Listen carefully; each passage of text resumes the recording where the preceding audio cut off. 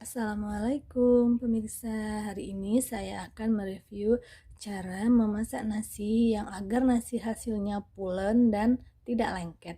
Pertama-tama kita ambil beras secukupnya. Nah, saya biasanya itu satu wadah ini ya, penuh ya. Misalnya dia satu wadah penuh ini kira-kira dia 200 liter, 2 canting ya, 2 canting beras. Nah, kemudian setelah itu kita cuci berasnya. Kita cuci beras yang sudah kita takar tadi. Ya, misalnya mau 1 kilo juga boleh, atau setengah kilo juga boleh ya. Nah, kita mencuci berasnya itu sampai dia agak bersih ya. Maksudnya agak bersih itu sampai airnya itu tidak terlalu berwarna putih lagi, dia sampai airnya itu menjadi kelihatan, air cuciannya itu menjadi agak bening, tidak terlalu putih lagi ya. Yang pastinya dia paling minimal 3 kali atau bisa 5 kali. Nah, setelah itu kita beri air bersih untuk dimasak ya. Nah, jadi setelah kita selesai mencucinya bersih, kita tuangkan air bersih secukupnya seperti biasa kita sering memasak ya. Kalau zaman ibu kita dulu itu sering ditakar menggunakan jari. Nah, seperti ini. Cuman kalau kita sudah biasa memasak seperti itu, kita seperti biasanya saja ya. Nah, di sini saya akan mencoba memasakkannya. Kompor. Nah, setelah kita cuci bersih, kita hidupkan kompornya. Kita hidupkan kompor dengan api sedang. Kemudian agar hasilnya tadi tidak lengket, pulen, jadi walaupun ini nanti airnya kebanyakan, nggak perlu ditakar seperti ini ya. Kalau misalnya dia takut nanti airnya terlalu banyak, nanti takutnya banyak kalau airnya terlalu banyak, atau nanti takutnya dia kalau airnya terlalu sedikit dia akan kering, keras ya. Nah, jangan khawatir ya, kita akan memakai resepnya, yaitu setelah kita cuci, kita naruh di atas kompor, itu kita beri minyak sayur ya.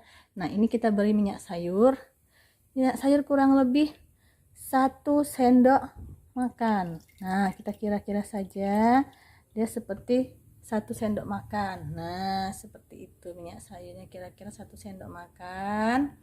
Kita langsung campurkan saja ke nasinya seperti itu ya. Nah, fungsi dari minyak sayur ini itu akan membantu nasi itu menjadi tidak lengket. Nah, jadi biarlah saja seperti itu. Nanti tinggal kita aduk-aduk saja ya. Nah, tinggal kita aduk-aduk saja, tidak usah terlalu diaduk terus. Biarlah minyaknya bercampur rata dengan nasinya.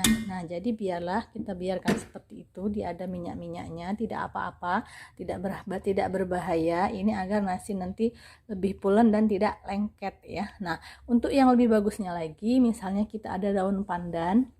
Daun pandan itu bisa kita lipat-lipat, kemudian kita lipat kecil, kita tusuk pakai cemiti, pakai sapu lidi yang bersih.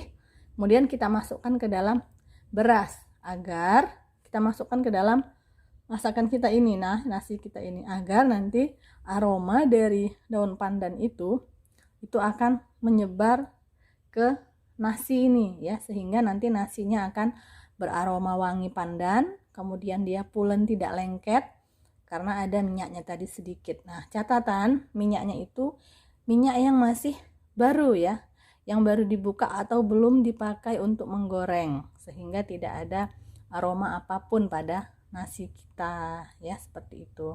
Nah, jadi ini kita tunggu saja sampai dia masak, sampai dia mendidih. Nanti saat dia sudah kering, kita aduk seperti biasa, kita aduk terus sampai dia sudah mengering. Nah, setelah itu selesai dia sudah kering itu, baru kita masukkan ke dalam magicom ya. Kita masukkan dalam magicom, kita tutup. Nah, kita hidupkan, nanti tunggu sampai dia matang seperti itu. Seandainya mau dikukus itu juga bisa, sama saja. Kita siapkan pengukusannya, kita masukkan ke dalam kukusan, kita tutup, kita tunggu 10 menit dia akan matang ya. Jadi itu, nah kita sampai dia mengering ya, seperti ini ya, sampai dia airnya sampai habis ya. Nah, ini terus saja kita aduk, tidak apa-apa ya. Ini saya memasaknya langsung menggunakan teflon dari magicomnya ya, langsung kita masak seperti ini, tidak apa-apa.